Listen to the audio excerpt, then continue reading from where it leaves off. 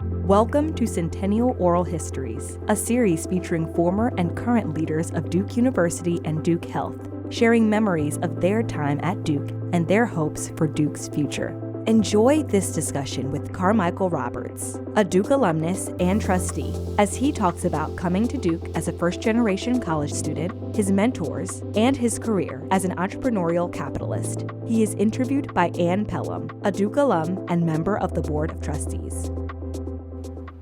I'm here with Carmichael Roberts. My name is Ann Pelham. We serve on the Duke Board of Trustees together, and Carmichael is the vice chair. Yeah. And he also has other roles at Duke. He's on the Duke University Health System Board of Trustees.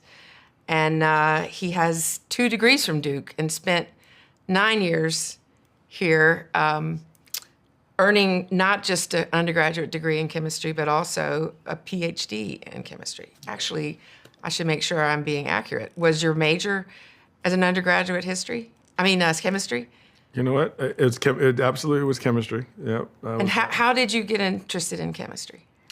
It's an interesting story on this one. I'll try to keep this one short. So, when, I don't know if Duke still does this, but as freshmen, we had these freshman advisors, like faculty members. You got to think I'm 18 years old and all freshmen around that age. You're from Queens, right? Yeah, I was. First person in your family to go to college. Yeah, first person in my family to go to college. So I didn't have any kind of background about here's what college is going to be like. So yeah, I'm from New York, originally born in Queens, Brooklyn. Went to high school in Long Island, and so I claim all 3 locations. But so I'm smart. I end up I was on work study. Right? So I had and my work study was a serious work study. Like this was how I was paying for my books. And so it's a deal I had with my parents. You're paying for the books and a couple other things.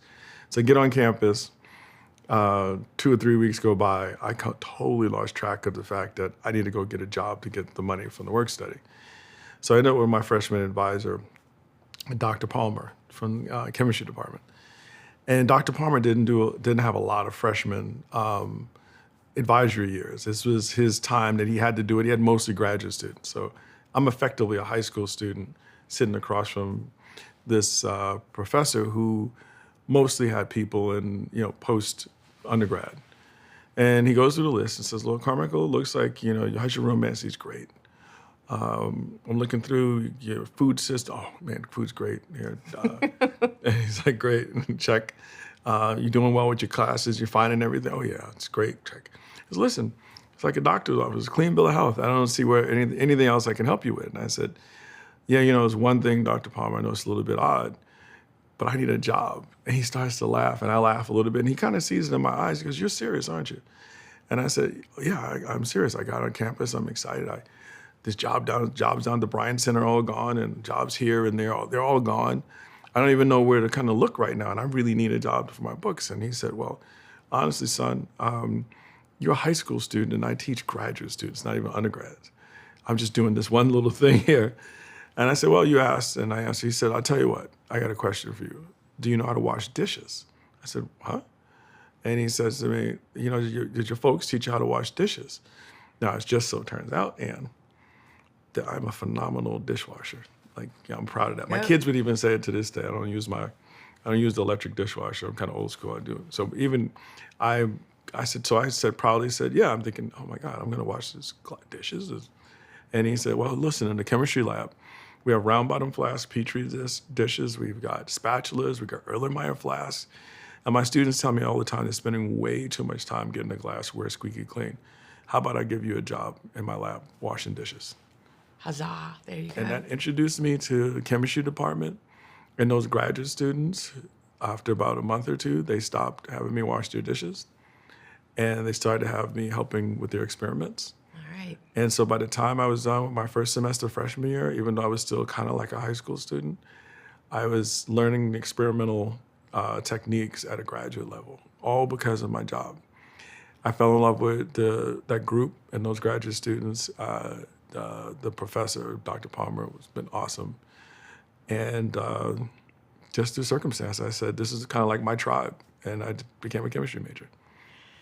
And then you went on to get your PhD. Yeah, so, I went from washing dishes to, Doing at the end, being able to be faculty member. 8.5 years later, I was in a situation where a lot of people on my thesis committee said, look, you absolutely could be a professor here or anywhere. And it was largely, through the whole experience I had in chemistry from A to Z at Duke. I think the opportunity to be in the lab with all those students couldn't have hurt.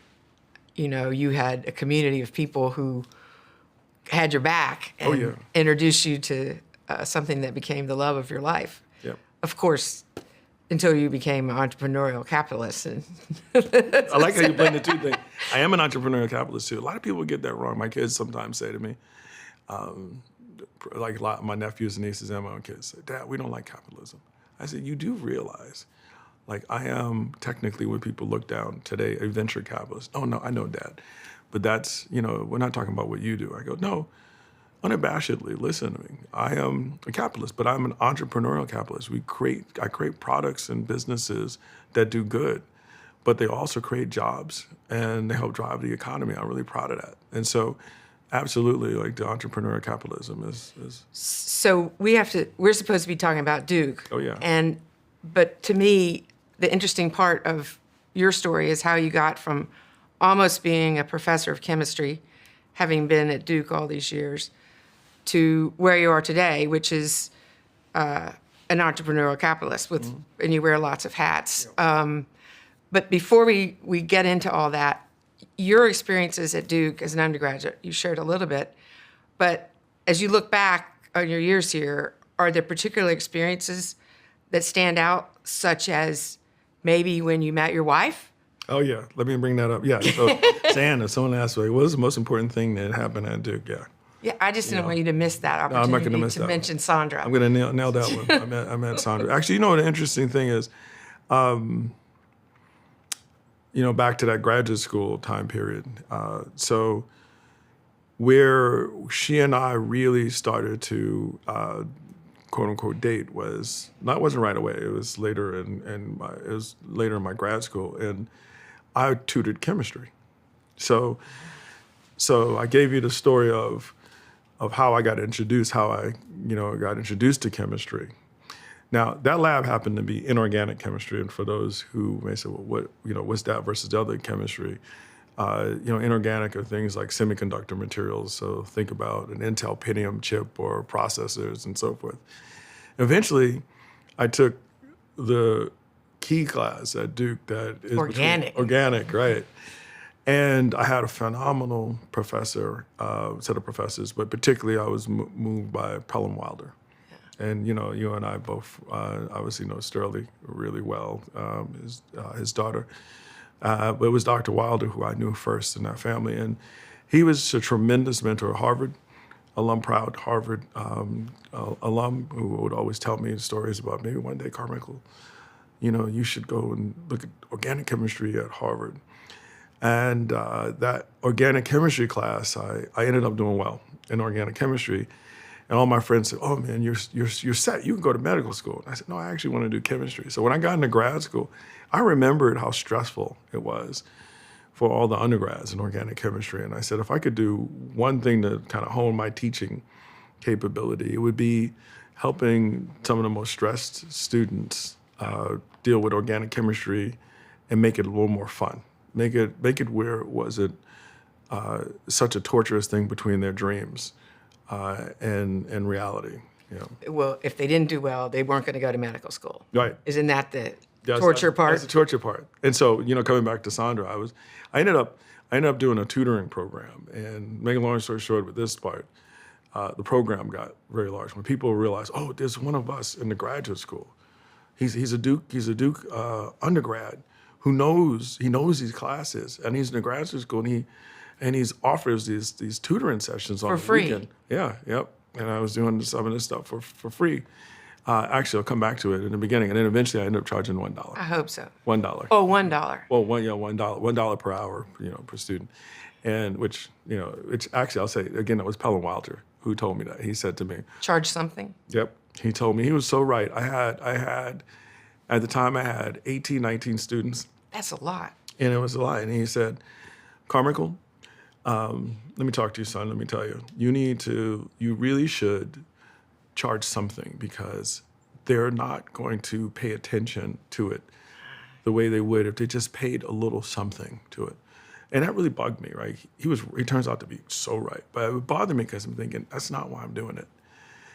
But he said, no, but you're doing it so that they learn. And so you got to get past that. He's trust me. And this is back to me learning a little entrepreneurial capitalism, if you will. So he said, look, charge them $1.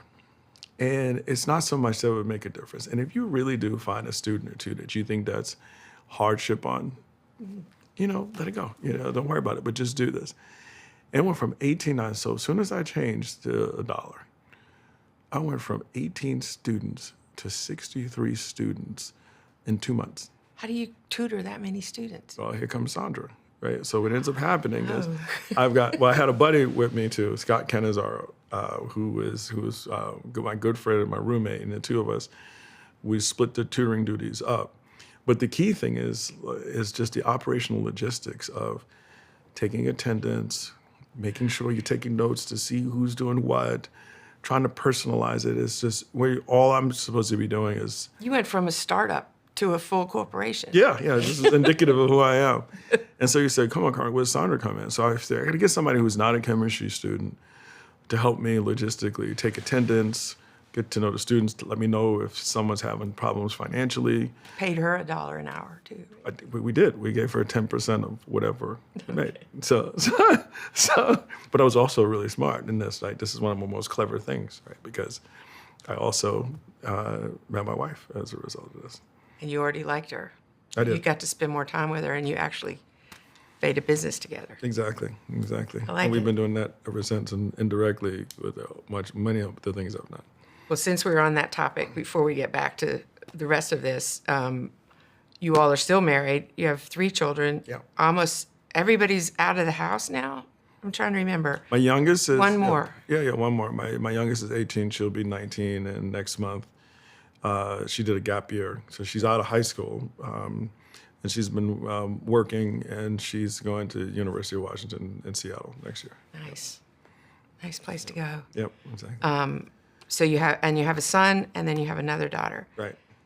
Well, congratulations. That's you. wonderful. Yep. And you live in Boston, and you didn't get all your degrees at Duke. You went up to Harvard and had a postdoc Yeah. So with Dr. Whitesides. yeah, George Whitesides, who's one of my closest friends today. He's over 30-something years older than me. And this does come back to Duke. Let me tell you. So, I've told you already about Dr. Palmer in the chemistry department, and I met him during my first formative years of being on campus. Told you about Dr. Pelham Wilder, who helped me. One introduced me to chemistry, the other one introduced me to organic chemistry, Right. which is what I got my PhD in, by the way. And even today, organic chemistry, right? But the thing is, you end up. I stayed at Duke for grad school, as you mentioned. And you have a thesis committee. And I was really fortunate. It was this professor who was relatively new in the department who got assigned to my thesis committee, Eric Toon. And so Eric is on my committee, and at that time he's Dr. Toon, to me, Professor Toon, another really, really good friend of mine today. And, truth be told, Duke undergrad was hard for me, meaning that I had a great time, loved Duke. But I was underprepared. My background, you mentioned first to go to college, and you mentioned also Queens and Brooklyn. And so, again, not to go deep into the story, but when I looked at how many AP classes I took and didn't take and so forth, because compared to my fellow classmates, especially people who actually said they're going to major in chemistry, I was definitely on the underprepared side of things in terms of academically. But I think I learned a lot because I had to catch up. It's sort of like starting a race. If you're running a mile, 4 laps around a track, and someone has a half a lap to a head start on you. If you can figure out a way to even come close to finishing at the same moment, and then you go back and take a few months off, and you go back and start at the same exact time again, what happens in that next race, right? Watch out, right? And so that was what grad school was like for me. So I go to grad school, and it was just the It opposite. wasn't as hard at all. Just the opposite. That's Just the perfect. opposite. Yeah. That's why I'm tutoring, I'm doing research. I mean, think about it. I started as Courting an a 18-year-old. lady. Yeah, exactly. I started as an 18-year-old learning like graduate stuff, right? And so I was super prepared for grad school. Didn't really know it, but I was in Well, you great. finished in, what, 4.5 years? Yeah, 4.5 which is years. Not 8, which is, Right, sometimes can be much longer. So, but back over to Duke in terms of one of the things I appreciate this is Eric Toon is on my thesis committee along with like 4 or 5 other people. And one day Eric pulls me aside and he says to me, Carmichael, can I talk to you for a second? I said, yeah. He said, what are you doing after you get this PhD? And I said, yeah, I know you guys talked to me about, faculty and different things. I said, it's a really tough environment out there, and people are having a hard time getting jobs, and I think I can get a good job. I think I'm gonna go get a good job and then think about it later. And he said to me, can I give you a different set of advice, some advice to the contrary? I said, sure. And he said, I'm gonna tell you this was too easy for you. I watched you, I saw you from the time that I was on your committee, which is picks up in your second year of grad school. And I said, I had a blast, I learned a ton. He said, that's not what I said. I know you had a good time and I know you learned a lot. This was too easy for you. And I want you to challenge yourself and go somewhere where, in fact, it'll be much more difficult. Now the statement just to be clear, it wasn't a knock on Duke. Right? I mean, here's well, Eric. it was just the situation. It's a circumstance. So here's Eric as a faculty member at Duke, right? So clearly, it wasn't the caliber of the research, but I think he just could tell I was, in this situation. So he said to me, like, well, what I want you to do now is we're going to find a lab. I want to find a lab for you to go to that there's no way that it's going to be easy. It's going to be really hard, and you won't be able to, back to the analogy of running track, I'll just use that one. You won't be able to run as fast as the fast. I don't care how much exercise you do, you won't be able to keep Carmichael, he also saw something in you there that he wanted to nurture, and he knew that you had the capacity to go around the track faster. He did. Even at postdoc level. And I really appreciate that about him. And I think, in each case, each of those examples of these 3 professors, all in the chemistry department, Dr. Palmer, who had to have more of a blink response, is to invite me in to his lab as an 18-year-old and allow me to evolve myself into an experimentalist, not just washing dishware glasses.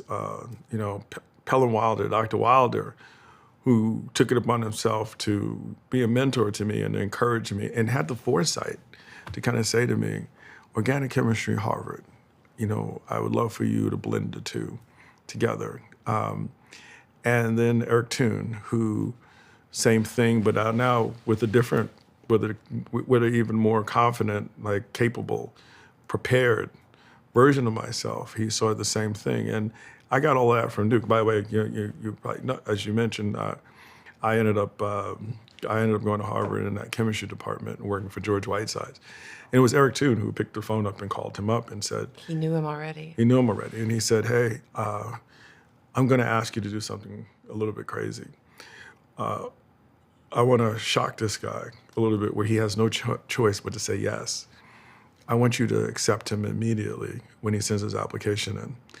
So I remember at that time, George had gotten that particular year, I think he got 1,300 or so applications for 3 or 4 spots. And he said yes to me in less than 24 hours.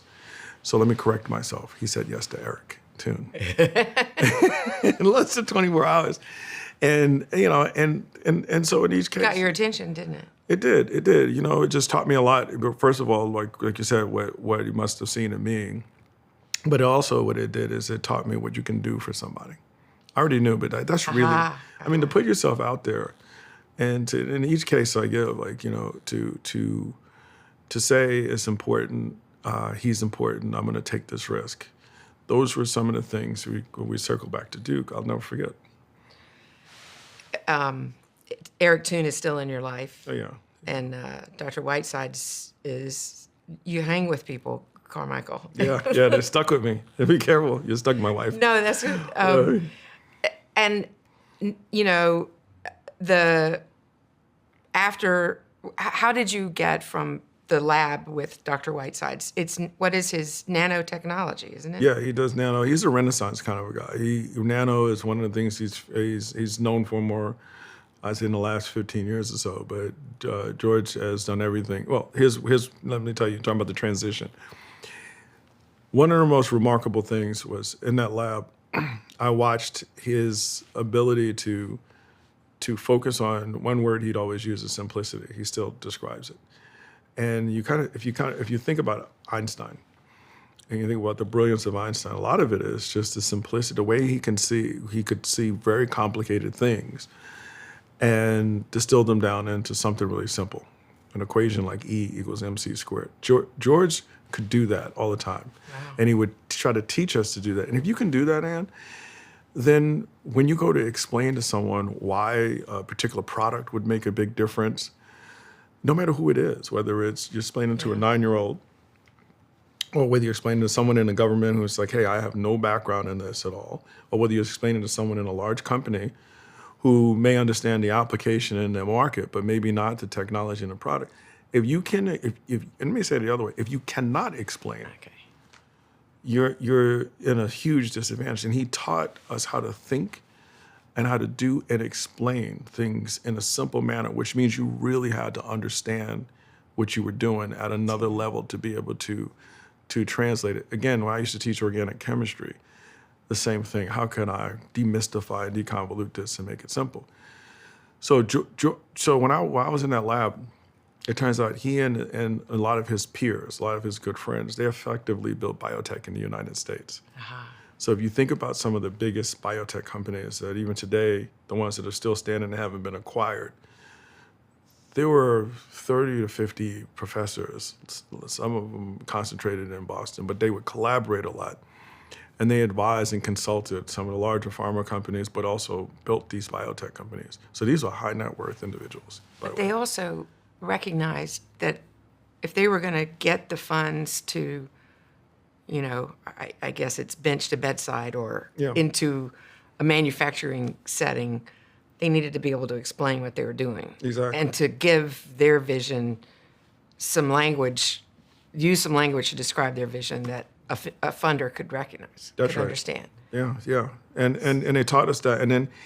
And he specifically said to me, like, look, if you stay in academia and you become a professor, you're an entrepreneur. You'll be an academic entrepreneur. You can build things like we did, like we are doing. And he introduced me into his network of people. I'll never forget, he said, look, no matter what path you take, you need to go meet these people called venture capitalists.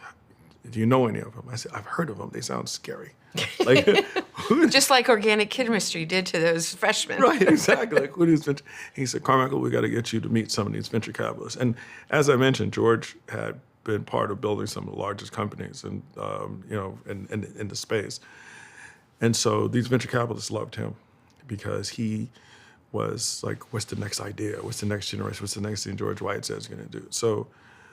So when I got introduced, when he said, this guy Carmichael, I want you to go and meet him, similar to the way Eric Toon said, this guy Carmichael, I want you to take him, so George. Took your arm and... He did. He introduced me to his network of folks. And, it actually, this I don't think was his intention, but it convinced me out of academia. And I'll never forget, he said to me, look, you're not going to have a problem. Every school that I talk to wants to interview you, will recruit you and give you an offer. Again, I want just to be really clear, similar to the way I said George Whiteside said yes to Eric Toon, not me. Those schools were seeing him and saying, if you say so, then it's so, right? And I think that's you might be underselling yourself, but it doesn't hurt to have him. Doesn't help. It doesn't hurt. So he introduced me to venture capitalists, and they felt the same way. We're going to talk to me, and they're going to talk to me a bit. And George saw it. He said, look, I could tell. Like, you go spend more time. He said, look, take 6 months. Spend time trying to figure out what are some of the most important problems you want to solve as an academic entrepreneur or as an entrepreneur in general. And he gave me that freedom. I was still doing experiments, but I did a lot of networking and talking. Technically a postdoc, but yeah, an entrepreneur on the side. You got it. Yeah, you got it. And so I did a lot of that, and I found out. I remember one day, one of these venture capitalists said to me, "You know, we think about some of the ideas and stuff that you want to work on, and there's no way if you go into academia that we'll ever put any money into this. Some of this stuff." Because why? Well, they said to me, I'll never forget it. They said to me, like, we're not going to be able to get the right entrepreneurs to build some of the things that you want to do and the way you want to do them. And I started talking to more entrepreneurs, and they were even like, yeah, we can't really do what you do. And eventually one of the venture capitalists did me a big favor. He said, Carmichael, you got it half right. You convincing us that maybe we should put money into some of this stuff. And I said, okay, I'll take the bait. What's the part I got half wrong? Yeah. And they said, who you want to be? And, they recognized. And we had, we had very open conversations, and just, this matters, so bear with me. Of course, I'm the only Black person in any of those conversations, right? And that's the other thing I really appreciated, like just the care and the mentorship that I was getting from all of these folks. And so one of the guys sat me down and said, I know it's really rare just to be a person in George Whiteside's lab, period, let alone, a person of color who is on this kind of trajectory to be a professor. And far be it for us to like get you off of that path. But I'll never forget, he said to me, but the true scarcity in the equation right now, regardless of what gender or color, is what you know how to do. Like, we don't see people who know how to do that combination. I said, well, what is that? You speak fluent Whitesides. You speak fluid Tune. Eric Tune, you speak fluent Wilder. You can talk in fluently as if you're speaking Russian, and then turn around and translate to us as if, it was just as simple as can be. And that's what's going to be required for the kinds of things that you want to do. And so the real scarcity in the equation is on the entrepreneurial side. And we are in the business, we can't say who should be a professor, but we are in the business of spotting the entrepreneurs, and you're rare. And so unless you're really wedded to this academia thing, you would be really unusual on the entrepreneurial side. And I remember coming home and like talking to my wife about this and telling her that, so I won't repeat it. But the other part that I said is, and I think that's who I am. I came to Boston to be a professor, and I found out I'm really an entrepreneur, as much as I like teaching still, but that's part of it. And so that got me into doing it. And the other part that was on my mind is the kinds of things I like to work, this about me, Ann, but let me just say it just in general. The kinds of things I like to work on is, I'm not going to be the person who's looking for the next app on the iPhone. iPhone's a very important product, don't get me wrong. But the idea that I'm going to come up with the next app for the iPhone is just not the kind of thing that I would do. I want to try to keep the world healthy, fed, warm, secure, powered, safe. Like stuff that you say, yeah, that's what humanity needs. And so working on those kind of problems appealed to me, and I realized again that I'm going to be able to do that a lot more effectively as an entrepreneur on the ground. And I had this network of tremendous academic geniuses.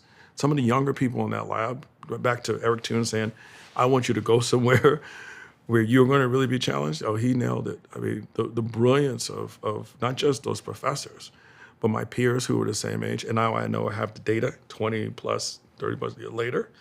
What you believed came true. Huh? Oh my gosh, yeah. I mean, they're some, again, these are close friends, and they're my network of stuff. They're amazing, and many of them we've done companies together. And so I realized that I'm going to change this business model. I'm an academic, and but I'm an entrepreneur as well, and I'm going to approach it from the outside and use that whole network of all the different universities, people who are scattered throughout in this country and outside are going to be, my deal flow. They're going to be my problem solvers. And I spotted that early, and it started with me learning how to build a company, be a company builder. And you eventually moved into venture capital. You got your own company, Material Impact. Yeah. And you also, not that long ago, maybe it's 2017, 2018 is when you connected with, when did you connect with Breakthrough Energy Ventures? Yeah. So let me say how I got into venture capital and kind of break it down a little bit. Back to the irony. Remember I said I got to meet these people called venture capitalists. They sound scary. Who are they? And I mentioned already that along the way that one venture capitalist was one of the reasons why I went towards an entrepreneurial career, because he spotted something and pointed it out to me and turned out to be right. Then I went on to learn how to be a founder of companies, and I founded several companies. I learned how to I remember you talking about my companies. I've been working on my companies. Yeah, I'm working on my companies, right? I still am. I still call them my companies, even as an entrepreneurial capitalist. It's always plural. Most people just have one. Oh yeah, exactly. But that gets in. That's where I'm going, Ann. So I learned how to be CEO. I had failures, that broke my heart. I had success that made me excited as can be. And I've done public stuff, private stuff. There's all sorts of things that I was able to do.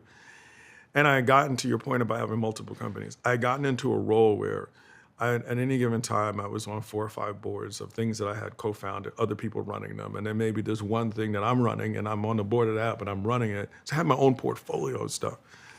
And one of my good friends came to me and said, Carmichael, you should really think about coming in, being a venture capitalist with us. I said, no way. That's not what I do. That is just not what I do. He said, why not? And I said, I've always been the entrepreneur. You guys are the VCs. He said, I want you to think a little more deeply. When you came in to raise money from us last time, what was it like? I said, we sat down and talked. Yeah, exactly. You sat down at a round table with us. We asked you what we should do. You described it to us and we did it. That's not normal. Like, we look at you like a partner. We really trust you. And there are other investments we've made in other companies that aren't yours that we brought you in to advise. And you've got a portfolio of stuff, and you've had some financial success, but we have way more money in our funds than you have. So you could have a lot more leverage in doing a lot more for not only just your companies, other people's companies, if you help us manage some of this. But all of that was key. And then he said the really important part. He said to me, and I want you to think about how you scale yourself. Uh-huh. You have all of these people coming to you wanting to do projects. You're turning them down largely because you are not on a platform that you're running a company, like an operating company. And that got me, because I was sort of at a point in my career where I felt like the impact that I could have in teaching others to do what I do, the way I do it, would be a lot bigger than me doing the next thing in a serial fashion, even though I was trying to move a little parallel, having these. So back home I go again, talk to my wife, start thinking more deeply, and I realized, I'm not being really thoughtful. I've kind of got this preconceived notion of what a venture capitalist is, but in fact, I can make it into whatever I want it to be. And so I went back to my buddy and said, you're right. And he said, oh, thank God. Okay, good. You should come and be one of our partners. And, and I got an opportunity to be a partner in a large venture capital firm. And they taught me a ton in that firm. And you kept your companies. And I kept my companies. And they let me, the other thing they said to me, we know what got you here. We don't want you to change that. You're an entrepreneur. So we know what you're going to do. You're going to go and help people start and build companies. You're not going to be a quote-unquote finance person. You're not going to be a finance guy. You're going to be a real, true partner of these folks, and you're going to roll your sleeves up and get close with them. And at times, we're going to have to try to pull you out because you're so close with things that we want to make sure you're objective. But we understand that. But we also think that that's where the world is going. Mm-hmm. And I said, what do you mean by that? They said, well, think about you. You've gone from being a beggar to a chooser. It used to be that you would wonder who's going to give you money to do your companies. And now it's money. Yeah, it's like people are wondering, is he going to take my money? Am I going to be the one to be able to invest? As Carmichael, as beggar to chooser.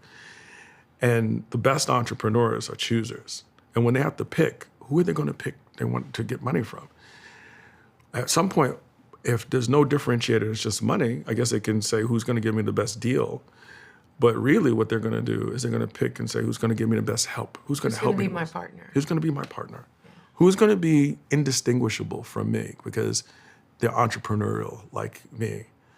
And if this entrepreneur, she's starting this company, who's she going to pick? Is she going to pick me, who's done multiple companies, or she's going to pick a finance person who doesn't really understand the hero's journey that they're on. And that's what got me into venture. So that whole thing got me into being a venture person, and then eventually I ended up starting my own firm from there, because I realized if I'm going to pour so much time into growing and learning and leading, it should be something that's 100% focused on what I'm doing. So you refined your ability to choose even more. Yeah. And you got more than just the dollar. Got more than just a dollar. Yeah, exactly. So that had me start Material Impact with, by the way, another Duke alum.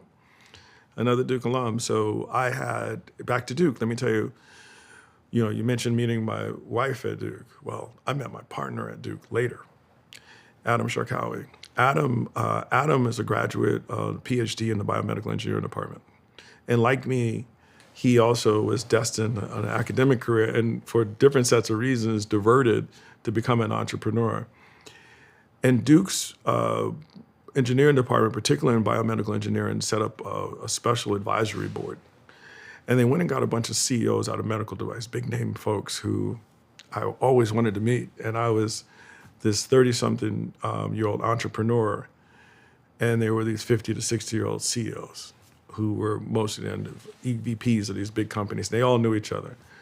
And they had decided on this advisory board, we got to get 2 young people who are innovative on it. So they made the right choice in picking Adam, because he was an alum from their department. And then one of the faculty members said, we should go get this Carmichael guy, because even though he's out of chemistry, the world with material science is coming over into the biomedical engineering a lot, and they had certain programs on it. And actually, I should say who it was. It was Tosh Chakotay, who was also, very storied professor here at Duke BMA. And so I joined, and I met Adam, even though we both got our PhDs, not at the same time. We were a couple of years apart with totally different departments. It was through that Adam and I met each other. We used to, whenever we had a break in those meetings, we'd go get our computers open and race to do whatever we're doing entrepreneurial. You were each doing your own thing. Yeah. But you were parallel lives. Oh, yeah. And we'd look at each other, and we grew to be friends. And I always said, if I could ever get a chance to work with this guy. He was on the West Coast at the time, and I was on the East Coast. And as fate would have it, we stayed in contact. We helped each other.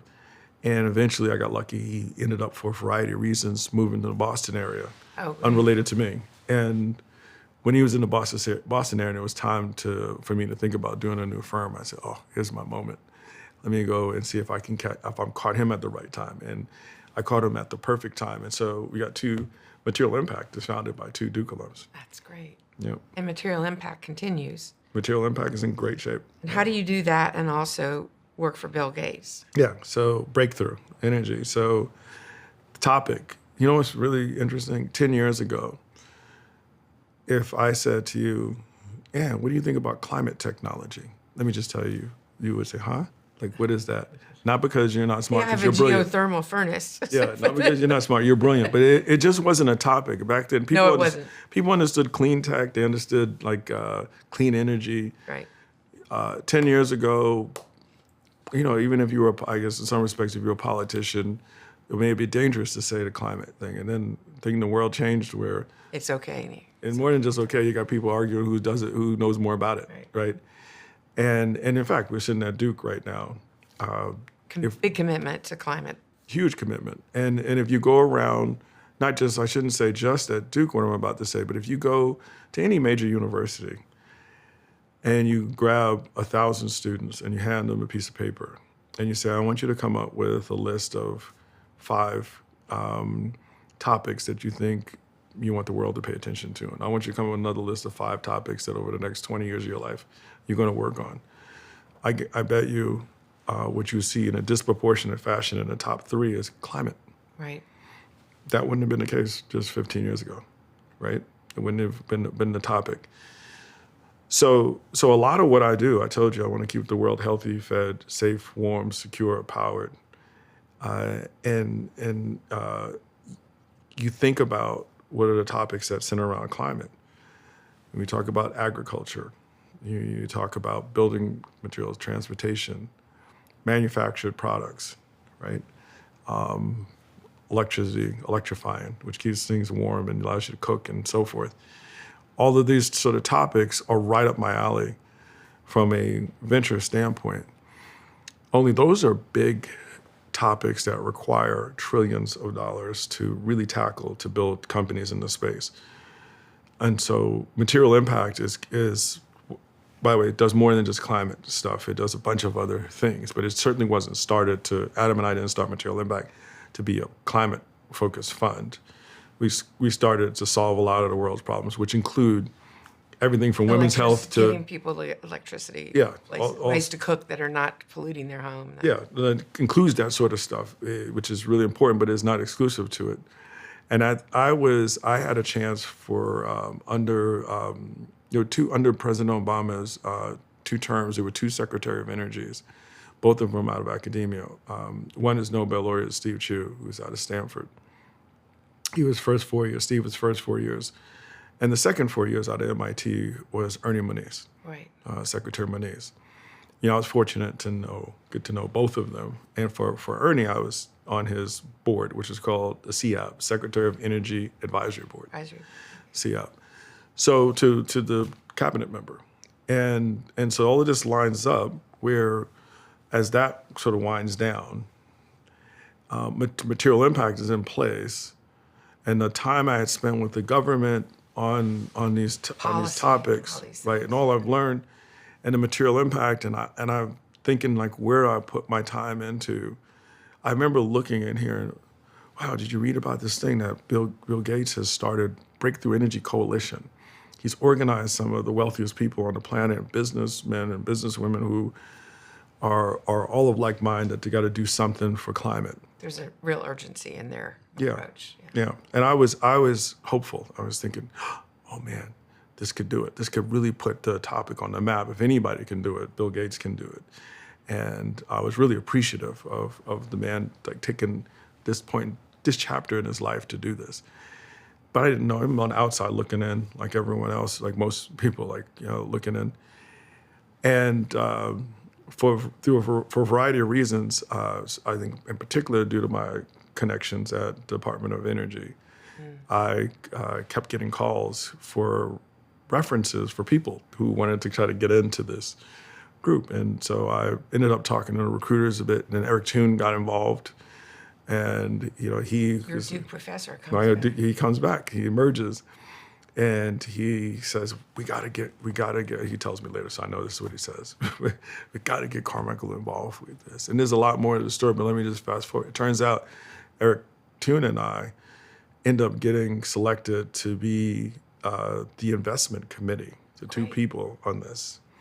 And so that paired really nicely with Material Impact, because Material Impact, that had a broad platform that can cross over, but this was hopeful to be the climate fund in the world, and to be able to be on the investment committee, go from the outside looking in, but being on the inside and actually being able to help make a difference on that was a dream come true for me. Well, it seems to be going well. Yeah. Well, listen, let me just say, because I don't want anybody to get relaxed, we have a long way to go to do what we need to do to solve climate. But if we go back, I'm not talking about we as just Breakthrough Energy or Material Impact. I'm talking about humanity.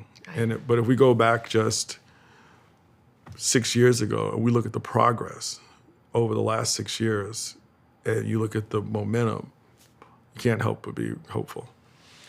That's better than the science fiction book I've been reading. It's pretty bleak in that book. Call me up if you start getting really depressed about it. Well, I know that you are very familiar with the climate commitment that Duke has made. Do you feel like the university made the right choice in making that a priority? I would have been disappointed had our university not made climate, not just a priority, but a top priority. And I know, for being in the roles that I'm in, that the commitment that Duke has is sincere, it's authentic, and it's real. And so I'm really proud about that. Yeah, I feel extremely great about it, to be honest with you. I think it's a great way to start the second 100 years. Absolutely. With that one up there. Is there,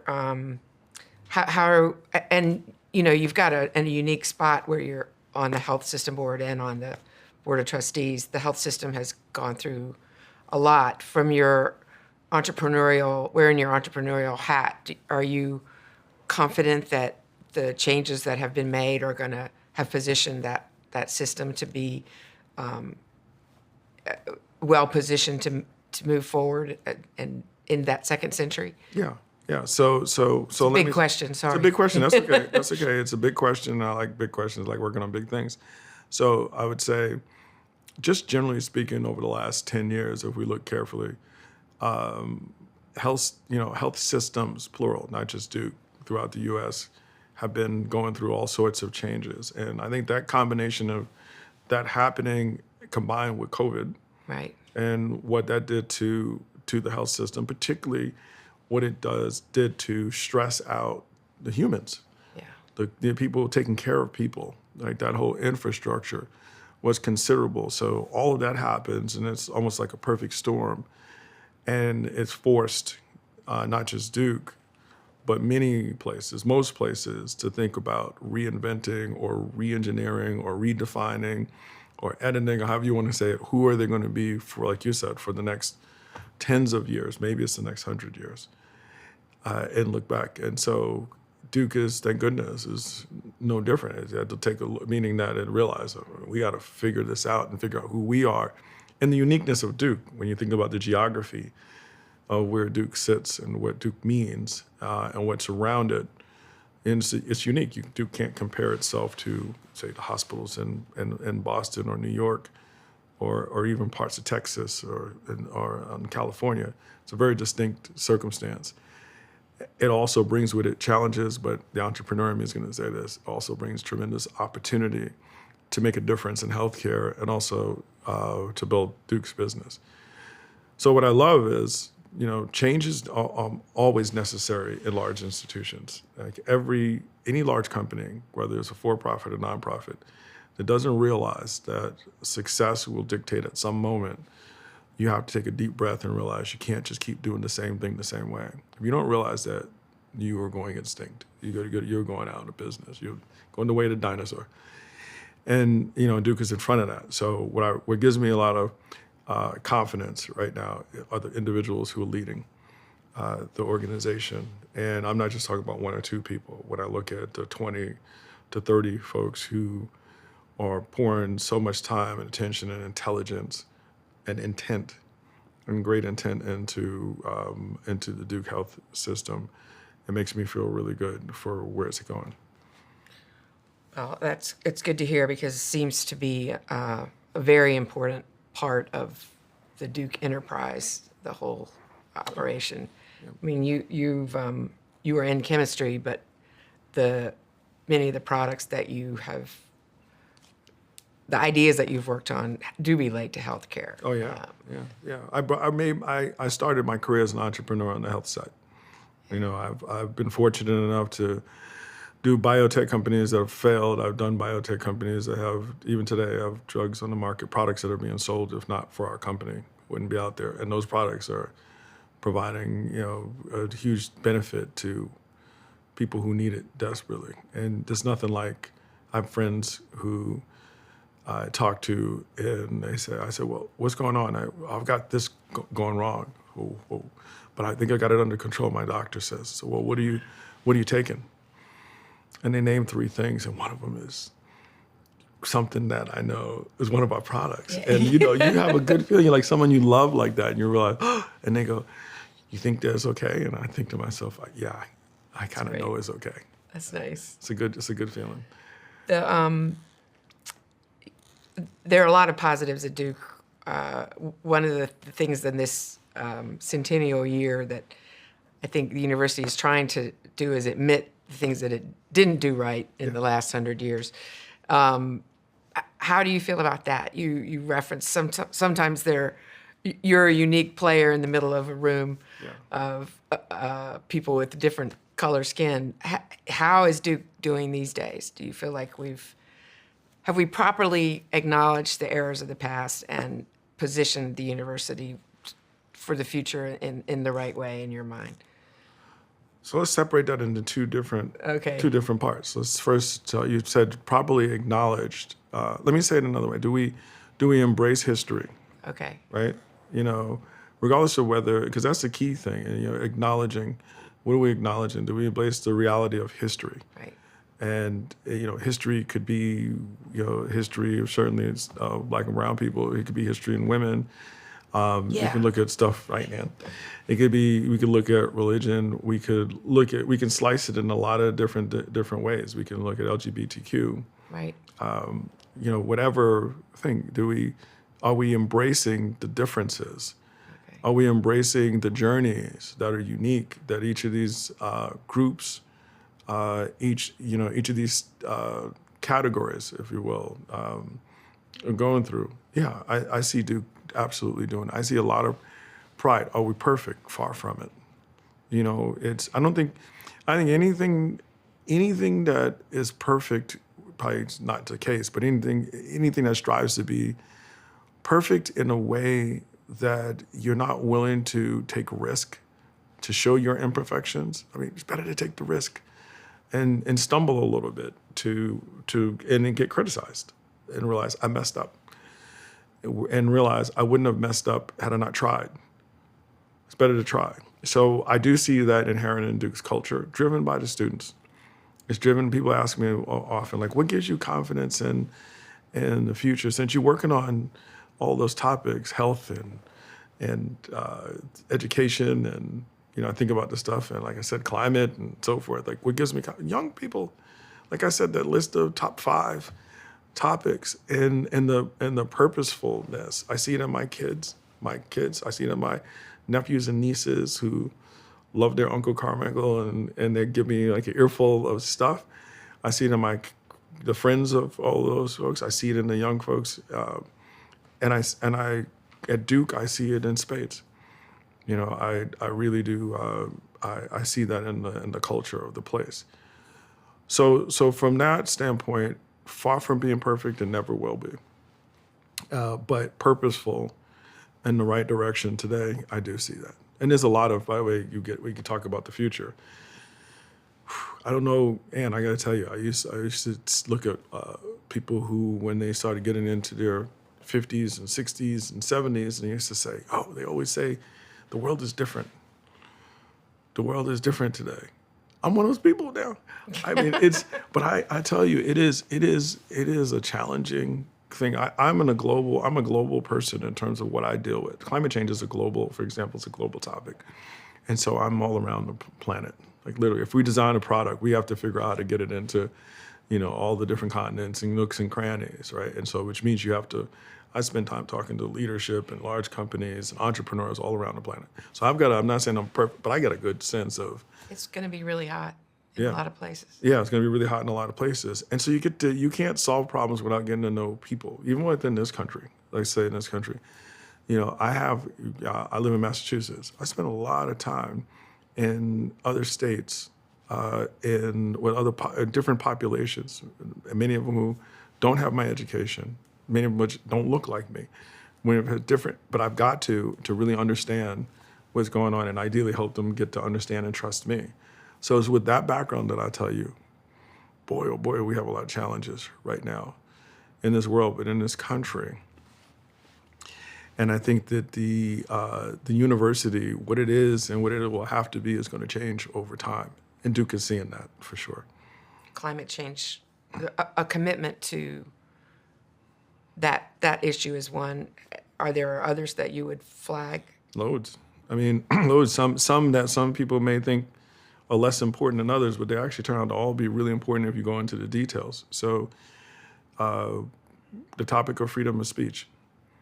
That's a challenging thing because the borderline between what is freedom of speech, but what also bleeds into what incites riot, what stirs up or hurts somebody's feelings. Or hurts, exactly. You know, and it's a non-exact science. You know, everyone has an exact opinion. Right. But it's a complicated thing and there's no better place in a university than to have to figure that out by living it. If we look at, I'll pick a topic that most people would think a light topic, be surprised I mentioned athletics. Oh, well. Yeah. Athletics is a thing where, you know, a general person would say, why does anybody care about athletics? It's no big deal. Athletics, are you kidding? It creates, I want you to think about in the worst times what gives people peace of mind is just to be able to escape mindlessly at times, right? It's just go cheer for a team. Play. Yeah, go cheer for a team and feel good about that team for a little bit. It just gives people a chance, and it also allows people with differences to put them aside and be together. We also, whether they're on that field together or whether they're in the stands shoulder to shoulder high-fiving strangers who don't look anything like them but have the same commonality of, I want this team to win. And so the complexity around sports and what it means is huge. And of course, we could look at where healthcare is going, and we just talked about that, and a lot of that is tied to universities. I'll say one other thing that's really important. What's the value? What's the cost of a 4-year college education, and how does that translate to the economic value that the individual gets? How much debt does the individual have? What's the opportunity cost for them not working? Where is the world going these days in terms of the kinds of jobs that exist when you have disruptive technologies like AI, when you have people working on things like manufactured products and climate change and other businesses being asked to go away in order for others to come about? How is the university looking at that? And anticipating the needs. Exactly, anticipating the needs and training people for the future, not the past, not even the present, but for the future. And so you think about those kind of challenges right now. And I said large institutions who choose not to redefine themselves go extinct. You see for the first time, due to a bunch of political and I would say also social issues and woes, you see for the first time some of the top 10 universities, top 15 universities being scrutinized, challenged today, criticized, where you can see in the numbers the dissension and it's got in terms, right? And so fewer applications, people saying, I think I want to go elsewhere. A lot of things that you wouldn't imagine, and so forth. So I come back to, our Duke. We've got to navigate. We've been fortunate, I think not by accident, but still, you got to say fortunate to have done well in the midst of that mess and on all the different topics. We're navigating well, but we got to continue to do that. Some of this is there's some luck in it. You don't ever want to say we managed to get through X because next year Y will come along. Right. I think COVID, Duke managed to navigate very well. Yes. It didn't hurt to have a vaccine institute available to help you with your vaccines, but it was also a willingness to take some risks about coming back to the campus and so on. In the context of the last year, I had one student talk to me about how the Center for Muslim Life had been taken from I'm not going to say rickety house, but a small house somewhere in the middle between the East and West Campus off of Campus Drive and moved to a part of West Campus in the residential area. And, it was in the stone. Right. It was in a place of a centrally located place. That student credited that sort of thing with giving Duke a base of trust and respect on which to build conversations with students, and also described situations where the leader, the Muslim, she used the word priest, and the rabbi would be on the stage sitting together and having, as she said, we were given examples of how to have difficult conversations. Right. Does that take away the frustration and pain that drew many students onto campuses to protest? No, but maybe in the context of those opportunities to have time together, it was a little bit it was a little bit harder to become radicalized and angry. But that could change the next time. That's exactly right. Yeah, but one of the key things that you said is taking risk, so to speak, being able to do something a little bit different and take it. And being willing to, here's another key thing, Ann. Eventually you will do something and you will get it wrong. How does the organism respond to it? Because if the organism is intolerant of failure, it will absolutely get people not to take risk. And so as much as if I had to describe what I believe Duke is uniquely positioned to do and has done is it's not just the risk that someone takes. I'm going to use it as a risk, meaning that you did something unusual that could turn out bad, right? You can determine whether that's really a risk or not, but let's call it that. For me, what I'm most interested in is not just the success stories that we did, and it's the ones you don't hear about as much, which speaks volumes, is when you try something and it fails, that it doesn't get turned into something that will absolutely discourage you from ever taking another risk again. That, being able to do that, and even if you come back to an entrepreneur, what makes a great entrepreneur is not when she does something and it works. What happens when you do something and it doesn't work and you're scared, you're demoralized, you're second guessing yourself, just like a sport, right? You know, you go out there and you miss that first free throw. Can you hit that second one? Right? What are you made of? Like what happens? And that, that I think is the most important thing, even at a systemic level, not just the individual. Like, how does the system respond? And I think that's what builds resilience. Resilience is not built by success. I think you're right. We want a resilient university. You said one. I'm just going to get one more topic in here. Okay. You talked about partnering. We worked on alumni affairs together, served as volunteers together on the alumni board of directors. Is there a concept of partnership that we could apply to the body of alums, which is almost 200,000 now, and the university?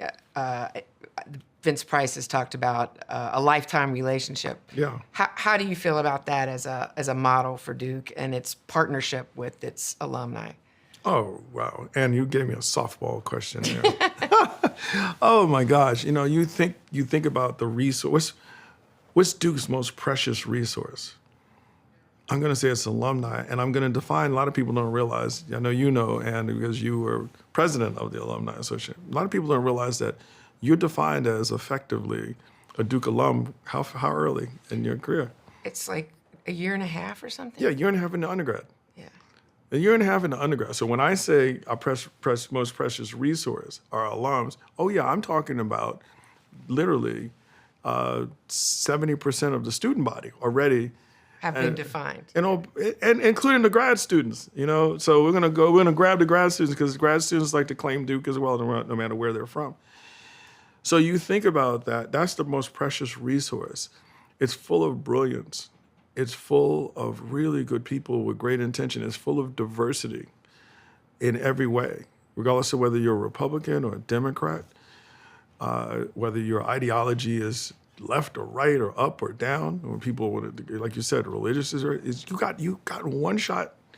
You have the one commonality is one Duke, that whole Duke piece that, like I said, you watch those basketball games, and you look in the crowd, and you see unity like you can't imagine, right? You see that thing, and that's our alums, in general. And so the ability when something goes wrong, what we have in terms of a resource to try to understand what has gone on and how to think about it, and eventually how to evaluate it and what to do. What a tremendous opportunity with our alumni base.